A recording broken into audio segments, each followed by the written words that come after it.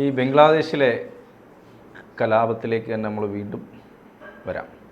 പക്ഷെ അതിനകത്തൊരു ട്വിസ്റ്റ് ഉള്ളത്, ബംഗ്ലാദേശിലെ കലാപത്തിന് കേരളവുമായി എന്തെങ്കിലും ബന്ധമുണ്ടോ? അതാണ് എൻ്റെ ചോദ്യം. ഉണ്ടല്ലോ. ഉണ്ട്. പിന്നെ ജോണ് ശ്രദ്ധിച്ചില്ലേ, കേരളം ഈ ലോകത്തുള്ള ഇസ്ലാമിസ്റ്റുകളുടെ എല്ലാം ഉദ്ദേശം ഒന്ന് തന്നെ, അല്ലെങ്കിൽ അവരുടെ ഒരു തത്വം ഒന്ന് തന്നെയാണ്. അതിപ്പോൾ ജോണ് അതിനകത്ത് ഈ വാർത്തകളും അല്ലെങ്കിൽ അവിടുത്തെ സമരത്തിൻ്റെ രീതികളും ക്ലിപ്പിങ്സും ഒക്കെ വരുന്നുണ്ടല്ലോ. അതിനകത്ത് നീ ആ അവലും മലരും കുന്തിരിക്കവും കരുതി വെച്ചോടാന്ന് പറഞ്ഞൊരു മുദ്രാവാക്യം കുഞ്ഞിനെ തോളെ വെച്ചുകൊണ്ട് ആ ഒരു താളത്തിലടിച്ചു പോകുന്ന ഒരു മുദ്രാവാക്യം ഉണ്ടല്ലോ. അതേ മുദ്രാവാക്യമായിരുന്നു നമ്മൾ ഇത് മലയാളമായിരുന്നു. മറ്റേ ഈ സമരത്തിനകത്ത് കുഞ്ഞുങ്ങളെ തോളെ വെച്ചുകൊണ്ട് അവർ മുദ്രാവാക്യം വിളിച്ചു കൊടുക്കുന്നു. ഇതേ പ്രൊപ്പഗണ്ട മനസ്സിലാവുന്നുണ്ട്. ഇതേ അർത്ഥം ഭാഷ ബംഗ്ലാദേശിൻ്റെ ഭാഷയാണെന്നുള്ളതേ ഉള്ളൂ. അതായിരുന്നു. അപ്പം അതിൻ്റെ എന്ന് പറഞ്ഞാൽ ഈ ഇമേജ് ഒന്ന് തന്നെ രണ്ടിടത്ത് രണ്ട്. ഇപ്പം ഒരു സിനിമ റിലീസാകുന്നു, ചിന്താഗതി സിനിമ റിലീസാകുന്നു, മലയാളത്തിലാണെങ്കിൽ അവിടുത്തുള്ളവർക്ക് മനസ്സിലാവാത്ത ഭാഷയിൽ വരുന്നു, ബംഗ്ലാദേശ്. അപ്പം ആ ഇമേജ് ഒന്നും തന്നെ. മാത്രമല്ല ഇവർ പറഞ്ഞത് ഇവിടെ ഈ ഒരു 30% കേരളത്തിൽ. അപ്പോൾ അവരുടെ ഉദ്ദേശം ഇസ്ലാമിക രാജ്യമാണ്. മൊത്തം മുസ്ലിങ്ങളല്ല ഇസ്ലാമിസ്റ്റുകളെന്ന് പറഞ്ഞാൽ, മൊത്തം മുസ്ലിങ്ങളല്ല. 10% മതി ഒരു കലാപം നടത്താൻ. 17 കോടി ഉള്ളിടത്ത് 4 ലക്ഷം പേരിറങ്ങി രാജ്യം പിടിച്ചോ? 10% ഒരു കലാപം ഉണ്ടാക്കാൻ. 140 കോടി ഉള്ളിടത്ത് 2 കോടി ജനം പോലും വേണ്ട കലാപം ഉണ്ടാക്കിയിട്ട് ഒരു രാജ്യത്തെ നശിപ്പിക്കാൻ. അപ്പം അത്രയൊക്കെ മതി. അതിന് ആയുധവും സംവിധാനവും ഒരു സംഘടനാ രീതിയും മതി. ഞാനീ പറഞ്ഞത് ഈ സമരത്തിനകത്ത് ഉണ്ടായ ഒരു ഗുണം, സമരം എന്ന് പറഞ്ഞാൽ ഈ ഹിന്ദു സമൂഹത്തിനുണ്ടായ ഒരു ഗുണമെന്ന് പറഞ്ഞാൽ ഹിന്ദു ഏകീകരണത്തിനത് കാരണമായി. മനസ്സിലാവുന്നുണ്ടോ? അതായത് നമ്മൾ ശ്രദ്ധിക്കേണ്ട ഒരു കാര്യം എന്ന് പറഞ്ഞാൽ ഒരു ടൂൾ കിറ്റ് എന്ന് പറഞ്ഞാൽ വളരെ വിദഗ്ധമായിട്ടാണ് ഈ സമരം, ഇത്തരത്തിലുള്ള സമരങ്ങൾ അല്ലെങ്കിൽ കലാപങ്ങൾ ഓപ്പറേറ്റ് ചെയ്യുന്നതിന് ഒരു ടൂൾ കിറ്റ് ഉണ്ട്. ന്യായമായ ഒരു ആവശ്യമായിട്ട് വരും. അതെ, അല്ല ആര് കേട്ടാലും ന്യായമായ ഒരു ആവശ്യം. ഇപ്പോൾ കർഷകരുടെ ആവശ്യം സമരമാണെന്ന് വെച്ചു, കർഷക സമരത്തിൻ്റെ ആവശ്യം ഞങ്ങൾക്ക് താങ്ങുവില വേണം, അല്ലെങ്കിൽ ഞങ്ങൾക്ക് വളത്തിന് സബ്സിഡി വേണം, അല്ലെങ്കിൽ ഞങ്ങളുടെ നഷ്ടങ്ങൾ പരിഹരിക്കണം. ന്യായമായ ആവശ്യം ആര് കേട്ടാലും ന്യായമായ ആവശ്യമാണല്ലോ. കാരണം ഞാൻ ഉദാഹരണം പറഞ്ഞു. അതുപോലെ ഇത്തരത്തിലുള്ള സമരങ്ങൾ അപ്പോൾ അവിടെ ഒരു ടൂൾ കിറ്റുമായിട്ട് വന്നു. ബംഗ്ലാദേശിൽ എന്തുവാ 30% സംവരണം തെറ്റായ കാര്യം. ആര് കേട്ടാലും പറയത്തില്ല. കാരണം അത് നല്ലൊരു സംവരണമല്ല. 56%-ത്തിനപ്പുറം സംവരണം പോവുകയും അതിനകത്ത് ഈ നവാമി, അവരുടെ പാർട്ടിയുടെ പേര് അവാമി ലീഗ്, അല്ലെങ്കിൽ അതായിരുന്നല്ലോ സ്വാതന്ത്ര്യ സമരത്തിന് അവർക്ക് 30%. അത് ഒത്തിരി കാലം കഴിഞ്ഞതാണ്. അത് വിദ്യാർത്ഥികൾ സമരത്തിന് ഇറങ്ങും, യുവാക്കൾ സപ്പോർട്ട് ചെയ്യുന്നു, സമരം ന്യായമാണ്. പക്ഷേ ആ സമരത്തിനകത്തും അവർക്ക് ഇതെല്ലാം നമ്മൾ പറയുമ്പോൾ സമരത്തിനകത്ത് അവർക്ക് പങ്കില്ല. കാരണം ആ തരത്തിലുള്ള സംവരണം വേണ്ടെന്ന് ഒരു തീരുമാനിക്കും. ഇവർ കോടതിയാണ്. അപ്പോൾ കോടതിയാണ് തീരുമാനിക്കുന്നതെന്ന് ഈ വിദ്യാർത്ഥികൾക്കും അല്ലെങ്കിൽ പ്രക്ഷോഭകാരികൾക്കും ഒക്കെ അറിയാമെങ്കിലും അതിൻ്റെ പേരിൽ സമരം ചെയ്യുന്നു. സാധാരണക്കാരന് ഇത് മനസ്സിലാവത്തില്ല. കോടതി അങ്ങനെ തീരുമാനിച്ചു ഇല്ലെന്നൊന്നും പെട്ടെന്ന് മനസ്സിലാവത്തില്ലല്ലോ. ആ സമരത്തിനകത്ത് കോടതി ഈ സമരം തുടങ്ങിയ ഒരു കുറച്ച് ദിവസം 4-5 ദിവസം കഴിഞ്ഞാൽ കോടതി പറഞ്ഞു വേണ്ട, സുപ്രീം കോടതി ഞങ്ങൾ വിട്ടിരിക്കുന്നു. വീണ്ടും സമരം മുന്നോട്ട് പോകുന്നതിൻ്റെ കാര്യം എന്തോ അപ്പോഴത്തേന് പറഞ്ഞു ഈ ഭരണാധികാരി സ്വേച്ഛാധിപതിയാണ്, അവർ പോയല്ലോ. വീണ്ടും സമരം മുന്നോട്ട് പോയതിനാ വീണ്ടും സമരം മുന്നോട്ട് പോയെന്ന് പറഞ്ഞാൽ ഈ സമരത്തിന് നേതൃത്വം കൊടുത്തതിനകത്ത് ഹിന്ദുക്കളും ഉണ്ടായിരുന്നു, ഈ ന്യായമായ സമരത്തിന്. ആ സമരം ഭരണാധികാരി അവിടുന്ന് പോയിട്ട് ഇസ്ലാമിസ്റ്റുകളുടെ കയ്യിലേക്കായപ്പോൾ അതിനകത്ത് നിന്ന ഹിന്ദുക്കളെ പോലും ആക്രമിക്കാൻ തുടങ്ങി. ഈ സമരത്തിനകത്ത് ഒപ്പം നിന്ന്. അപ്പം ന്യായമായ സമരത്തെ, ന്യായമെന്ന് പറഞ്ഞ് സമരത്തെ നയിപ്പിച്ചിട്ട് അതിൻ്റെ കൂടെ ഇസ്ലാമിസ്റ്റുകൾ കയറി രാജ്യത്തെ അട്ടിമറിച്ചു, ഇസ്ലാമിക് രാജ്യം ഉണ്ടാക്കാൻ ശ്രമിച്ചു. അപ്പം ഇത് ലോകം മൊത്തവും മനസ്സിലാകുന്ന ഒരു രീതിയിലേക്ക് പോയി. ജോൺ മനസ്സിലായില്ലേ? ഇതാണ് ഇതിൻ്റെ പ്രൊപ്പഗൻഡ.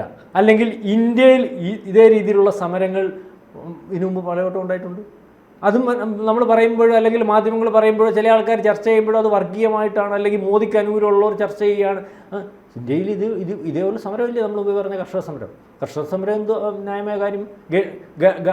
ഗണ്ടികൾ അല്ലെങ്കിൽ ഇടനിലക്കാരെ ഒഴിവാക്കണമെന്ന് പറയുന്നത് ന്യായമായ കർഷകനുള്ള ഈ കർഷക കുത്തകകളുണ്ട്. അവർക്കപ്പുറം സാധാരണക്കാരായുള്ള കർഷകരെ 60%, ബാക്കി വരുന്ന ഒരു 40% കർഷക കുത്തകൾ. അവരാണ് ഇപ്പം ഇവിടെ ഞാൻ വെള്ളരിക്ക ഉണ്ടാക്കിയാലും ജോൺ ഉണ്ടാക്കിയാലും ആരുണ്ടാക്കിയാലും അവരൊരു വിലയങ്ങ് തീരുമാനിക്കും. അവരൊരു വില തീരുമാനിക്കും, കുറഞ്ഞ വില തീരുമാനിക്കും. ഇത് മൊത്തം അവർ കളക്ട് ചെയ്യും. അവരിൽ കൂടെ ഇത് വിൽക്കാനൊക്കെ എത്തുള്ളൂ. ആ സമ്പ്രദായം മാറ്റണമെന്ന് പറഞ്ഞാൽ കർഷകർക്ക് ദോഷമായിരുന്നു. താങ്ങുവില ഇങ്ങനെ 3-4 അവർക്ക്. അപ്പം അതിനകത്ത് അത് ശരിയല്ലെന്ന രീതിയിൽ പറഞ്ഞു വരുത്തി അതൊരു സമരമാക്കി പോട്ടെ. ആ സമരത്തിന് അത് ആ സമരം എങ്ങനെയാണ് അവസാനം ഉരുത്തിരിഞ്ഞത്? ആ സമരം ഇതുപോലൊരു ആഗസ്റ്റ് 15 ആണെന്ന് തോന്നുന്നു. ആ സമരം ട്രാക്ടർ റാലി ആവുന്നു.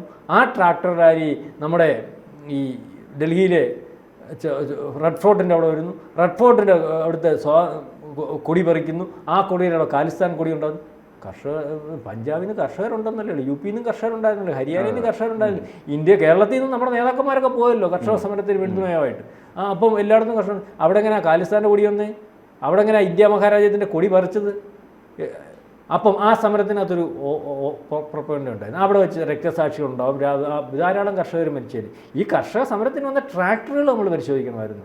അന്ന് നമ്മുടെ ഈ ഇതുണ്ടല്ലോ, ട്രാക്ടറിൻ്റെ മണ്ടയ്ക്കൂടൊക്കെ പോലീസ് വെടിവെച്ചാലും അല്ലെങ്കിൽ ലാത്തി കൊണ്ടടിച്ചാലൊന്നും ഒക്കെ ഈ പീരങ്കി പോലെ അല്ലെങ്കിൽ ഇതിന് വട്ടം ഇങ്ങനെ വലിയ കവചമൊക്കെ ഉണ്ടാക്കി വളരെ മുൻകൂട്ടിയുള്ള തയ്യാറെടുപ്പ്. അതായത് ഒരു സമരം ഓപ്പറേറ്റ് ചെയ്യുമ്പോൾ തന്നെ അതിൻ്റെ ക്ലൈമാക്സും കൂടി തീരുമാനിച്ചു പോകുന്ന സമരങ്ങൾ, അട്ടിമറി സമരങ്ങൾ ഇവിടെ അത് നമ്മൾ വളരെ വിദഗ്ധമായിട്ട് ഇത് ഗവൺമെൻറ്റിന് നമ്മുടെ രഹസ്യാന്വേഷണ വിഭാഗത്തിൻ്റെ ഒക്കെ സംവിധാനം കൊണ്ട് ഇത് മനസ്സിലായതുകൊണ്ടാണ് ഗവൺമെൻറ് വളരെ കൃത്യമായിട്ട് നമ്മൾ അന്നെല്ലാവരും കുറ്റം പറയും. ഇതിനൊക്കെ പിടിവെച്ച് കൊല്ലുന്നുണ്ട്, ഇവിടെയൊക്കെ എന്തിനു വെച്ചിരിക്കുകയാണ്, ഇവിടുത്തെ പട്ടാളം എന്തിനാണ്, ലോകത്തിൽ ഇത്രയും വലിയ പട്ടാളമുണ്ടോ?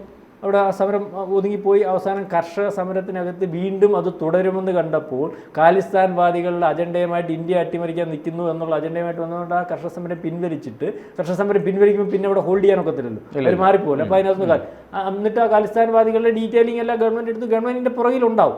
രണ്ടാമത് CA സമരത്തിൻ്റെ പ്രത്യേകത എന്തായിരുന്നു?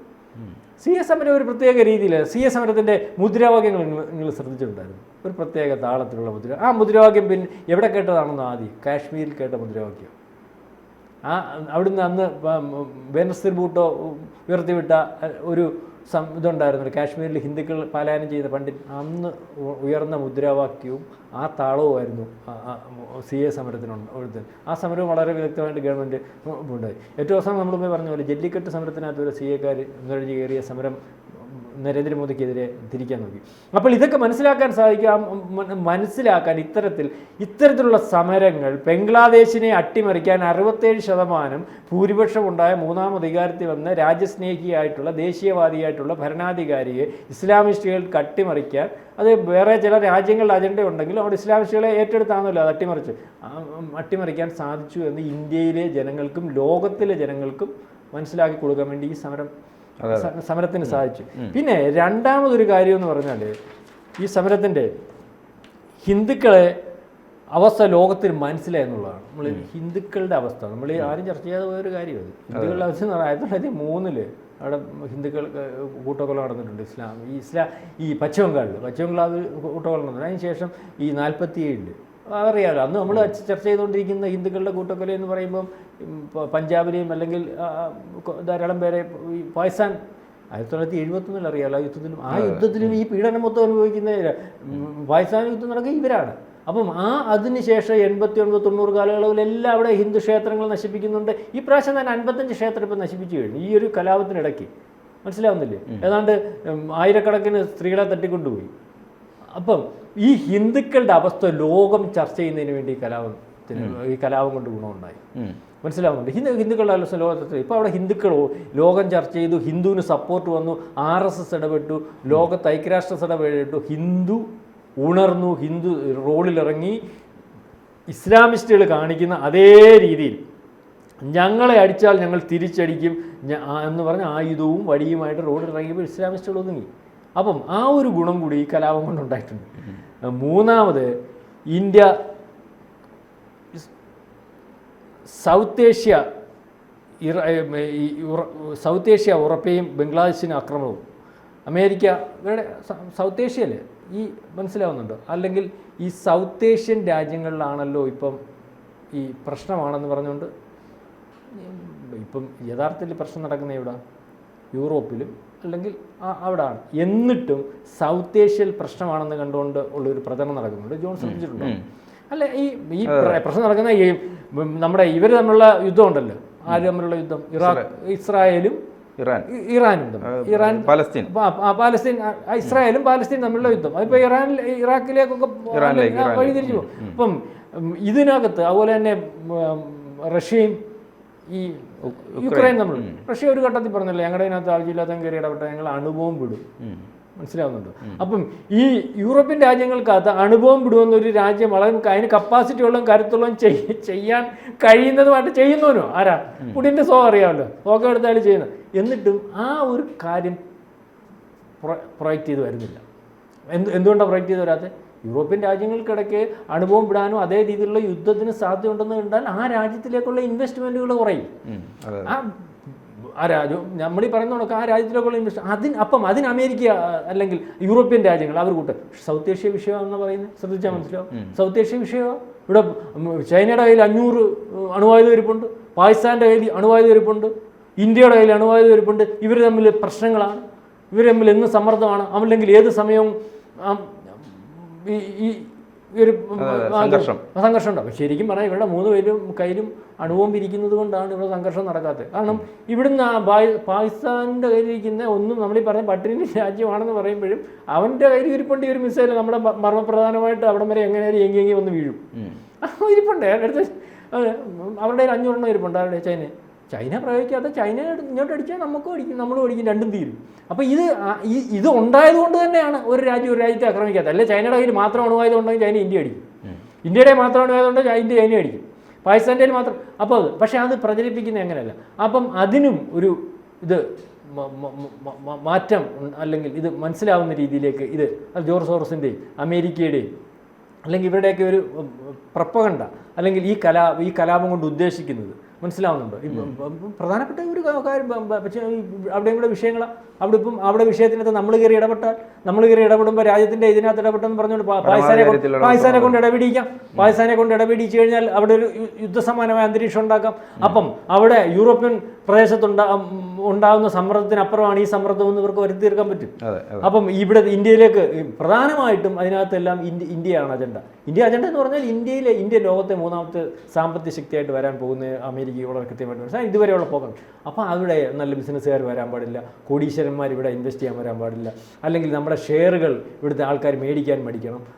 കാരണം അതിനു വേണ്ടിയുള്ള തയ്യാറെടുപ്പുകളൊക്കെ ആണെന്നും ഉള്ളതും കൂടെ ഈ ബംഗ്ലാദേശ് അട്ടിമറിയിൽ കൂടി നമുക്ക് മനസ്സിലാവുന്നുണ്ട്. അപ്പം ഇത് വളരെ കൃത്യമായിട്ട് ഇത് ഇന്ത്യക്ക് ഗുണം ചെയ്തു എന്ന് വേണമെങ്കിൽ നമുക്ക് പറയാൻ പറ്റും. ചില കാര്യങ്ങളുണ്ട്. ഇവിടുത്തെ ഹിന്ദുക്കളൊക്കെ ബംഗ്ലാദേശ് അട്ടിമറി അവരുദ്ദേശിച്ചത് ഇന്ത്യ അട്ടിമറിക്കുന്നതിന് വേണ്ടി അല്ലെങ്കിൽ ഇന്ത്യയിൽ അനിശ്ചിതത്വം ഉണ്ടാക്കുന്നതിന് വേണ്ടി പെട്ടെന്നൊരു വികാരത്തിൽ നമ്മൾ കയറിയാൽ നമ്മളൊന്നിനും ഇടപെടുന്നില്ലല്ലോ. അവിടെ ഹിന്ദുക്കൾക്ക് കുഴപ്പമാണെങ്കിൽ അവിടുത്തെ ഹിന്ദുക്കൾ കൈകാര്യം ചെയ്യട്ടെ, ഇങ്ങോട്ട് കയറ്റുന്ന എല്ലാം നമ്മൾ അതിൻ്റെ തീരുമാനത്തിൽ ഇങ്ങനെ നിൽക്കുക.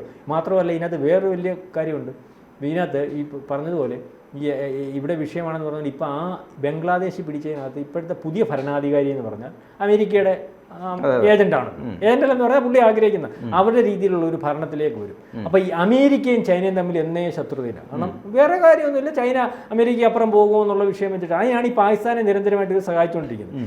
അപ്പം ഇവിടെ പാകിസ്ഥാനും അമേരിക്കയും കൂടി ഒരു ജമാഅത്ത് ഇസ്ലാമിയുടെ അല്ലെങ്കിൽ കടന്നുകയറ്റം ഇവിടെ ഉണ്ടല്ലോ, ഇസ്ലാമിക് രാജ്യമാക്കുന്നതിന് വേണ്ടി പാകിസ്ഥാൻ സഹായിക്കുന്ന ഒരു അല്ലെങ്കിൽ ജമാഅത്ത് ഇസ്ലാമി മറ്റേ അവിടുത്തെ കാര്യങ്ങൾ തീരുമാനിക്കുന്നതിനും ആ ദ്വീപിനെ ലക്ഷ്യം വെച്ച് എയർബേസിനും ഒക്കെ വേണ്ടി അമേരിക്ക നിൽക്കും.